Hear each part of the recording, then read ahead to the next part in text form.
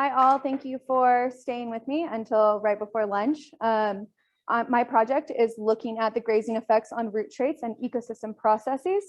I would like to thank my committee members as well as my major advisor, Trisha Atwood. I'd also like to thank Dr. Ryan Choi for his feedback on my presentation, and a special thanks to Dr. Jaron Atkins, who probably had no idea how often I would be bothering him. So thank you. I would also like to thank the Climate Adaptation Science Program and NSF Polar Programs for funding my research.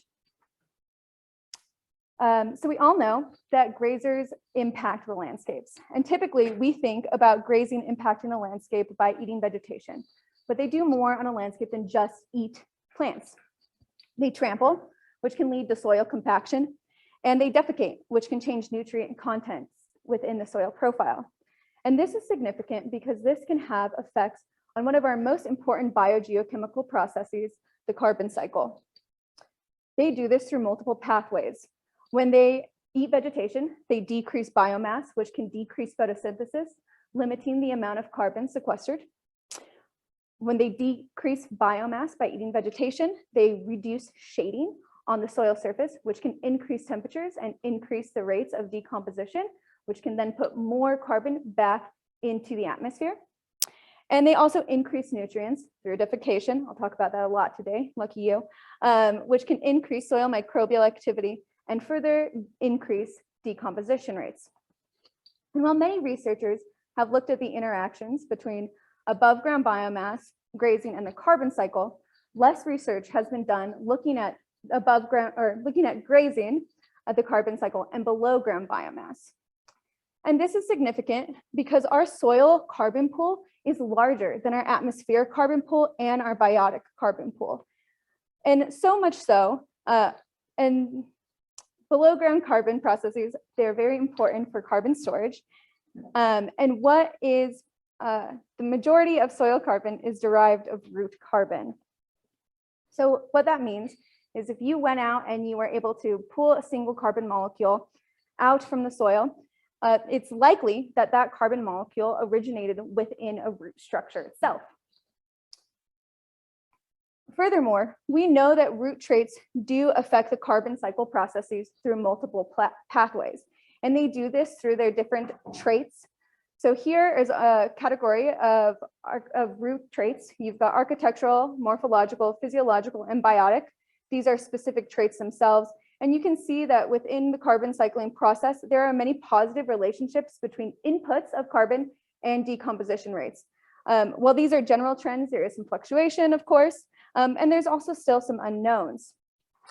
Furthermore, root traits are highly plastic and can quickly respond to biotic and abiotic stressors. This means that with temperature changes, soil compaction, stressors on above ground biomass, that root traits can fluctuate in response to these types of stressors. All of this information has led me to develop two key research questions. Coming up. First, I'm going to tell you about root traits a little bit more. So what is a root trait? A root trait is something that impacts the fitness, growth, and reproduction and survival of a plant itself. There are many root traits, but here are some key ones for carbon cycling. First, physiological traits. Physiological traits are traits that perform physiological processes such as root respiration, and what I'm primarily interested in is root exudates. Root exudates are root sweat, I like to call it, from the root structures themselves. They are low molecular compounds. They're typically amino acids or sugars or carbohydrates, and they represent a large carbon loss to the plants. Architectural traits refer to the entire root structure itself. So if you went out, pulled the plant from the soil and looked at its architectural traits will tell you something about the entire structure. These are significant to the carbon cycle because branching density and rooting depth can determine how much biomass is put into the soil surface and at what depth. Typically with decomposition rates, you're going to have less decomposition near the soil surface, more decomposition near the soil surface and less as you go further into the soil profile. A morphological root trait is going to tell you something about a specific root itself. So if you took that entire root structure, clipped off a singular root, what would the likely diameter be? And also its specific root length, which is the total length per mass of the root structure. This is significant to the carbon cycle because fine roots tend to have lower carbon to nitrogen ratios and lower lignin content, which is part of the chemical traits. What this can mean is that they are more accessible to the microbial decomposition, putting more soil organic matter back into the carbon cycle instead of being stored for long term. So that has led me to develop two key research questions. First, how does grazing affect chemical, architectural, morphological, and physiological root traits? And second, how does grazing affect root decomposition and greenhouse gas flux? I'm going to do this research up in the Yukon-Kuskokwim Delta in the lower Kosciuszko River. I'll be right over here enjoying the summer sea while you're all sitting behind computers, so be very jealous. This area has a summer climate at about 10 degrees Celsius, that's the average, and it has been exposed to historic geese herbivory. This is the Brant goose, and they spend their summers out on the YK Delta, creating these large mosaics of grazing lawns. So in this photo, you can see it almost looks like there's no vegetation, but there is vegetation in this brown area. It's very short-statured and sparse. And then there are fully blown meadows, both of which are Carex remensi, the same species. So it's a very homogeneous landscape as far as plant diversity goes. But as I mentioned before, grazing can affect temperature by decreasing shading. So even just looking at this picture, you can see that a lot of the soil surface is exposed. The grazing lawns previous research has shown that the grazing lawns have an average temperature at about 13 degrees Celsius, while the meadow areas, this right here, has an average temperature about 10 degrees Celsius. So with those impacts alluding to their effects on the carbon cycle.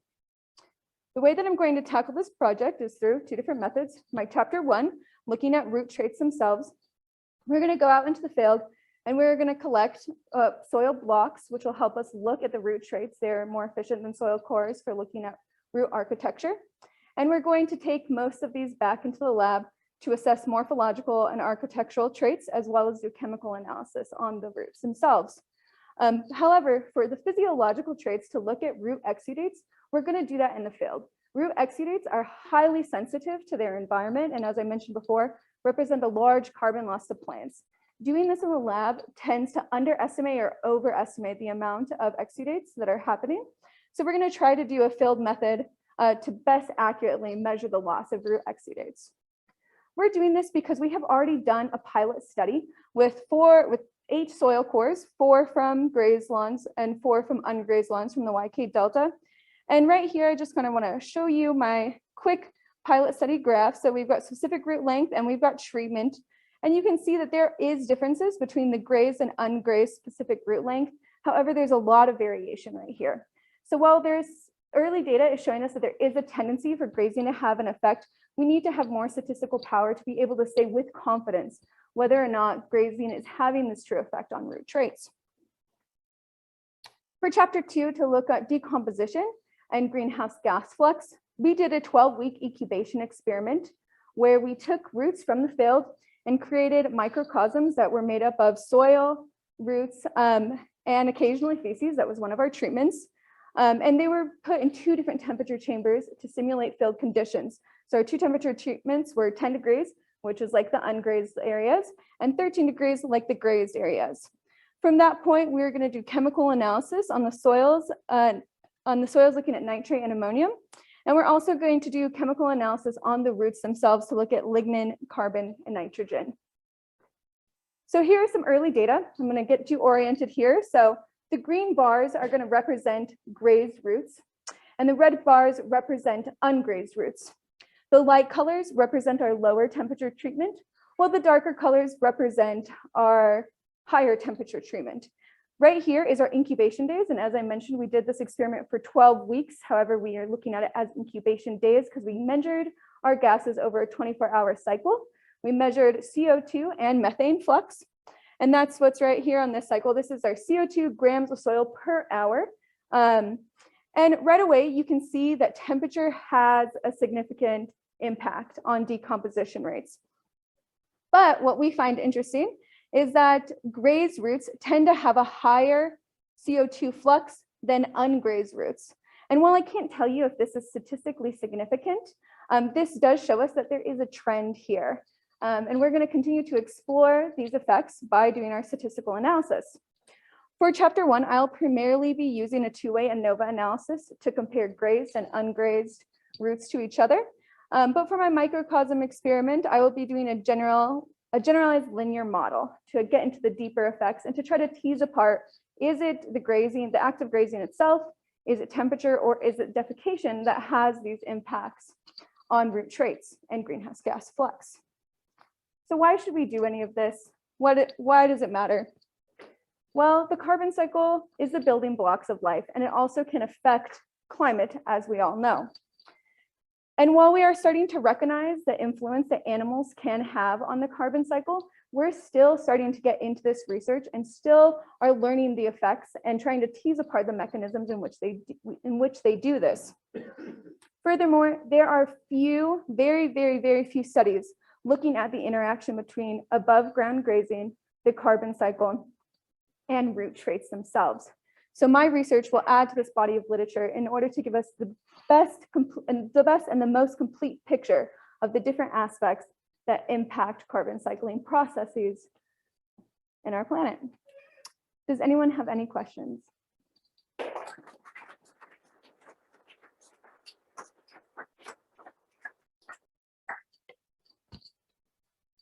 have a question about the respiration there. Mm-hmm. Are you looking at all at how the effect of temperature changes over time? And that, because it seemed like just like very broadly looking at your graph at the beginning was a big difference between warm and cold, and then kind of like gets smaller. Mm-hmm. Are you looking at that like pattern? No, but that would be an interesting thing to do. Broadly, typically a decomposition trend tends to look this way, where you have the most decomposition. So CO2 flux can also be thought about as decomposition rates. But you're going to have the most flux within the first couple of days, and then it declines through time. I have to assume that part of that change in the difference between how much decomposition is happening in the temperature chambers is due to the fact that there's going to be less overall biomass being decomposed. So a more limited flux, but that would be something interesting to look into. Erin? For those microcosm experiments, are you replacing that space to replace the oxygen content? No, we are not. So what I did, what my method broadly looked like was a 24-hour period. We would go and ensure that the microcosms were at about the weight that we expect them to be by adding water to them if needed. And then we would seal the jars off for a 24-hour, or well, first we would flush them to ensure that we didn't have any leftover ambient air in them. And then we would seal the jars, let the gas build up for a 24-hour period, and then unseal them and let them sit for a week. So, I mean, it was a great presentation, but you know, these are kind of lots of the same types of issues. So how do you deal with the survival bias? I mean, I think in the past we found grazing spurs both synthetic activity, but at a certain point you've got so much feeding there's not enough room for the plant to grow. How do you trade those things off? Yeah, that's a great question, and it's not something that I have looked into too much. With the area that we're at, the grazing on the Delta has been pretty historic and pretty homogeneous where they have grazed over time. So these grazing areas have been the same that they can repeatedly come back to, which kind of leads to some interesting questions about how root traits are changing. One of the things that I'm curious in looking at is whether or not these roots develop more the shoots are more asexually, they reproduce more asexually than sexually because they're never flowering. So I'm not sure. No, these, at least on the East Coast, are causing plants to migrate less. Yeah. Because there's so many. Mm-hmm. Yeah, and I don't know if we've seen that effect so much on the White Cape Delta, but that is definitely something to look into and consider. Ed? Hey, people probably around that as well. But you said the difference in temperature between the lawn and the meadow is about 3 degrees. Mm-hmm. What's the daily fluctuation in temperature? How big is it? Yeah, I am not sure where the daily fluctuation is. Actually, that's a good question. That's an average. that we have, but that might be something to consider. I imagine that during the growing season, it doesn't fluctuate that much because it's just light all of the time. So you're not getting like, yeah, like the sun isn't setting. So you're not really cooling things off too much, and the temperature is pretty stable on the coast in general. So yeah, that would be interesting to see if there are large fluctuations in that area through time, but yeah, yeah. So I don't know. It might have it. There might be an effect, but I don't think there's much of a temperature. Like I don't think it fluctuates too much throughout the time. Erin? I think you said that you were measuring methane as well. Were Yes. you doing it for the same set of? Yes, I was doing it for the same set, and I'm still processing that. My methane data looks a little bit more chaotic, so not quite ready to dive into it yet. Great. Well, thank you all.